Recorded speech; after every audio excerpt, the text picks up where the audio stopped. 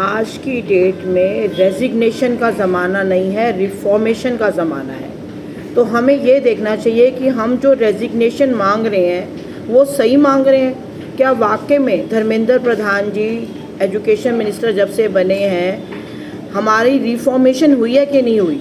2024 के अंदर जो एजुकेशन एक्ट पास किया गया उसके अंदर जो भी पेपर लीक का मामला होगा, उस अगर कोई व्यक्ति पकड़ा जाएगा तो उसको जुर्माना कम से कम 1 करोड़ रुपया देना पड़ेगा और उसको जेल होएगी। और वो अगर किसी संवैधानिक पद पे भी है तो उसको उससे वो करा जाएगा, बर्खास्त करा जाएगा। तो कोई भी नहीं चाहता, specifically Modi lead government doesn't want कि कोई भी बच्चे सफ़र हों, क्योंकि बच्चे इस देश का फ्यूचर हैं और हम उनके फ्यूचर के साथ खिलवाड़ नहीं कर सकते।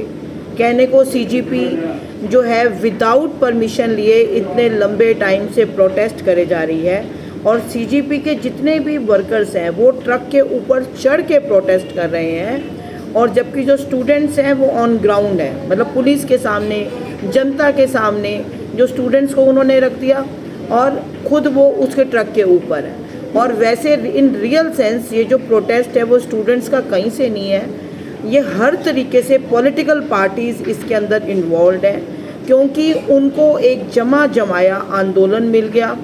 राहुल गांधी ने अपने बेसिस पे कभी भी इतने लोग इकट्ठे नहीं कर पाने थे। सबसे मेन इम्पॉर्टेंट बात यह है कि वो इतने लोग नहीं इकट्ठे कर पाने थे, तो उन्होंने ये सोचा कि क्यों ना मैं इस बने बनाए आंदोलन को हाईजैक कर लूँ।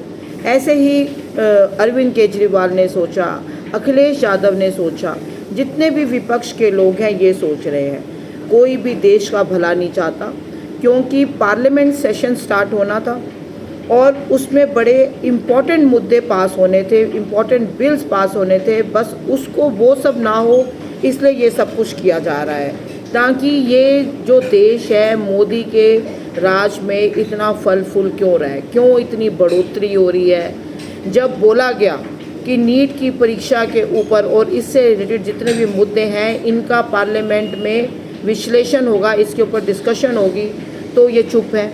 अब राहुल गांधी बिल्कुल भी नहीं चाहते कि इन मुद्दों के ऊपर बात हो, जबकि यूपीए लेड गवर्नमेंट में जब उनकी गवर्नमेंट थी तो पता नहीं कितने ज़्यादा इम्पॉर्टेंट नेशनल लेवल के जो पेपर लीक के मुद्दे सामने आए। बताओ, उन्होंने अर्जुन सिंह से, कपिल सिब्बल से, किसी से इस्तीफ़ा मांगा या कोई कार्रवाई भी करी? चलो कार्रवाई करी तो बताओ।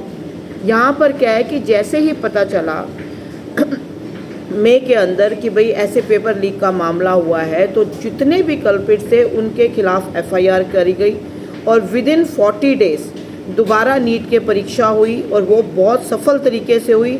21 to 20 lakh people children appeared और उसमें से 11 लाख के करीब जो बच्चे हैं वो पास हुए हैं। उन्होंने सक्सेसफुली नीट की परीक्षा बहुत सफल तरीके से पास की है। तो हमारी जो बीजेपी की सरकार है वो हर तरीके से, मतलब आप लोगों के प्रति हमेशा प्रतिबद्ध है कि वो जो भी फैसला लेती है वो हर तरीके से बच्चों के और बच्चों के पेरेंट्स के फेवर में है। तो मेरी आप सबसे रिक्वेस्ट है, स्पेसिफिकली जो बच्चों के पेरेंट्स हैं, कि आपकी चुनी हुई ये सरकार है, आप उन सब लोगों के बीच में मत जाओ जो इन स्टेज पे खड़े होकर ये वही वाले मुद्दे उठा रहे हैं जो टुकड़े टुकड़े गैंग उठा रहा है, जो शाहीन बाग में लोग उठा रहे थे, जो राकेश टिकैत, अरुंधति जैसे लोग, जिनको देश से कुछ लेना देना नहीं है।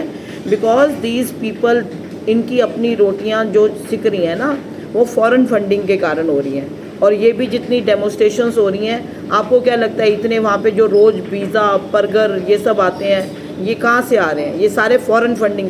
जोमेटो वाले लोगों से पूछा गया कि कहाँ से आपको पैसे, वो कह रहे जी कतार से कोई कर रहा है, कोई ब्रिटेन से कर रहा है। इस तरीके से उन्होंने बताया कि हमें कहाँ से पैसे आ रहे हैं, कोई यूएसए से पैसे आ रहे हैं। तो आप क्या चाहते हो कि ये देश टोटली अनस्टेबल हो जाए because of all this people? You have to think accordingly.